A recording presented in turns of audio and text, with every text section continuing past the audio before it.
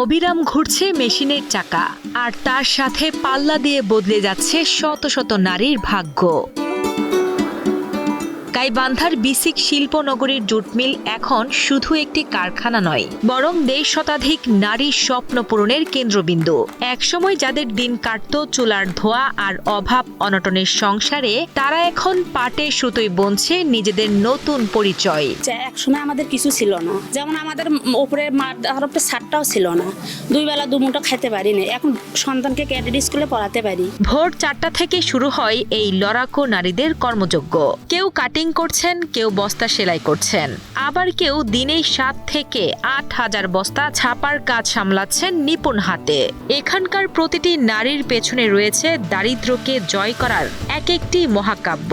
কেউ অসুস্থ স্বামীর চিকিৎসা করাচ্ছেন, কেউ বা বিধবা হওয়ার পর সন্তানদের মানুষ করার দায়িত্ব কাঁধে তুলে নিয়েছেন। আমি এখানে কাটিংয়ে আমি আসছি।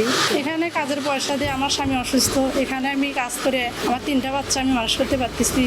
আমার স্বামী হলে অসুস্থ হয়েছিল, সেখানে এখান থেকে আমি এখন তার চিকিৎসা করছি, খাওয়া দাওয়া করছি, ছেলে মেয়ে মানুষ করছি। দিনে 7,000 বস্তা আমি ছাপা দিই, আমরা 8,000 পর্যন্ত পাই মাসিক বেতন। এখানে আমি ঢুকছি 10 বছর হইল। আবার প্রত্যেক মাসে মাসে আমাদের স্যারে কোনোদিন ভেজাল করে না, মাসের টাকা মাসে মাসে ক্লিয়ার করে দেয়। গাইবান্ধার উহিদ জুট মিলের বিশেষত্ব হলো এখানে পুরুষের তুলনায় নারী শ্রমিকের সংখ্যা অনেক বেশি। তাদের কর্মপরিবেশ ও নিরাপত্তার দিকেও কড়া নজর রাখে কর্তৃপক্ষ। কাজের চাপে বাসায় ফিরতে দেরি হলে রয়েছে নিজস্ব যাতায়াত ব্যবস্থা। শুধু তাই নয়, শ্রমিকদের বিপদে আপদে অভিভাবকের মতো পাশে দাঁড়ায় এই প্রতিষ্ঠান।